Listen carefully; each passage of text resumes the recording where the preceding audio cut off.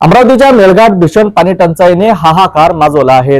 उन्हाळ्याच्या सुरुवातीलाच गावोगावी पाण्यासाठी लढा सुरू झाला आहे। महिलांनी डोक्यावर हंडा घेऊन मैलोमैली चालावे लागत आहेत। लहान मुलं तहानलेली आहेत, जनावर तडफडत आहेत, पण प्रशासन गप्प का? टँकर नाहीत, नळ कोरडे, हातपंप रिकामी। लोकांना आता पाण्याविना जगण्याचा प्रश्न भेसावत आहेत। यावर सरकार आणि प्रशासन काय करतंय हा प्रश्न तितकाच गंभीर आहे जितकी लोकांची तहान। नाही तर आमच्या गावात नीरा पाणीचंच टेन्शन आहे आम्हाला।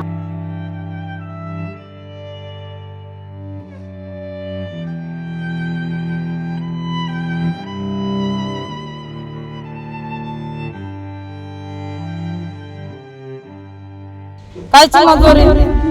पाणी सुधरू नाही देऊन राहिले, कशी मजुरी आणू आम्ही?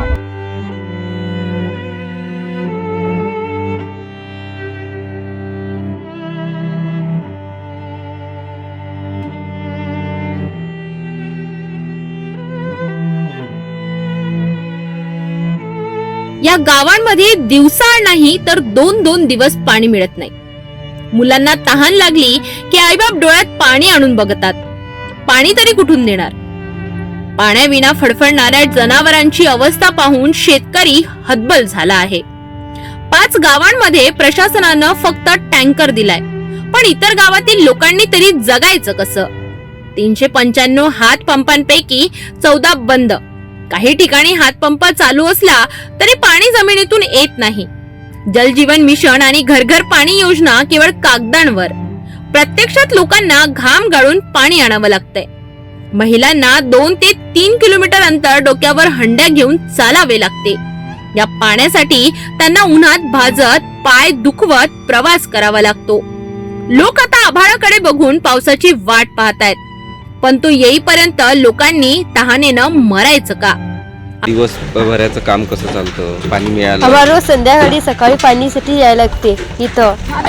नळाचं पाणी असते ते आम्ही पित नाही, ते पण ते तिकडचं तळ्याचं पाणी असते ना, म्हणून आम्ही ते पाणी पित नाही। ते म्हणजे तळ्याचं पाणी आहे, कारण ते पाणी म्हणजे काय खूप हे असते, असं गाठासारखंच पाणी असते, आम्हाला आंघोळ करायला हेच पाणी न्यायला लागते। नाही तर तुम्ही लग्न करून इथे आल्यात तेव्हापासून अशी इथे भासते? हो अशीच आहे, अशीच हो। दरवर्षी 3 वर्ष तरी मी लग्नाले। प्रशासनाकडून काही उपाययोजना करण्यात येत नाही? नाही, फक्त हे टँकर जेव्हा काय म्हणजे बरसात मध्ये नाही येते, पाऊस पडते तेव्हा नाही येते टँकर। आता म्हणजे टँकर चालू झाले ना, नाही तर खळू खळून यायला लागते पाणी इथून। इथे सगळे लोक एकत्र येतात, इथे गर्दी नाही होत? गर्दी मग नंबरवारी लावतो ना, नंबरवारी लावतो। इथून पाणी 1 किलोमीटर पर्यंत नेणं आणणं कशी कसरत आहे? मग काय डोक्यावरच नेतो ना मी, दुसरं काहीच नाही। आम्हाला म्हणजे नळाचं पाणी पिण्यासाठी म्हणजे हे सुविधा करून द्या तुम्ही फक्त, आता बस।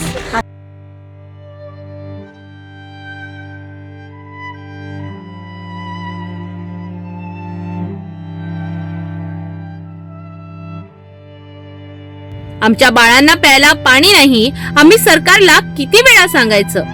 रोज आम्हाला डोक्यावर हंड्या घेऊन 3 किलोमीटर चालावं लागतं। आमच्यासाठी कुणी नाही मिळवणार आहे का? 10-12 वर्ष झाले आमच्या हिरे आटते तर आम्हाला पाणीच नाही राहते। नाही तर आमच्या गावात नीरा पाणीचंच टेन्शन आहे आम्हाला। पुढे ते हिरीचं पाणी नीरा खराब पाणी राहते, त्याच्यात जंतू राहतात, पोट दुखते, हातपाय दुखतात, हे अशी बिमारी येते। साधारणतः तुम्ही इथे विहीर ही तुमच्या गावात 1 मीटर खान जरा लांबच आहे। काय सकाळपासून लहान पोरं देखील तुमच्या इथे? सगळे लेकरं बाळं घेऊन येतो आम्ही पाण्याला, कधी पाणी सरला नंतर। आता दिवसभर पाणीच भरतो आम्ही। मजुरी काहीच नाही आम्हाला, कायची मजुरी? पाणी सुधरू नाही देऊन राहिलं, कशी मजुरी आणू आम्ही? संसार चालवायचा कसा सांगा ना आता। नाव विमला आहे माझा। गेल्या काही वर्षांपासून हेच सुरू आहे, पण आता परिस्थिती हाताबाहेर गेली आहे, अशी प्रतिक्रिया स्थानिक महिलांनी सिटी न्यूजशी बोलताना दिली।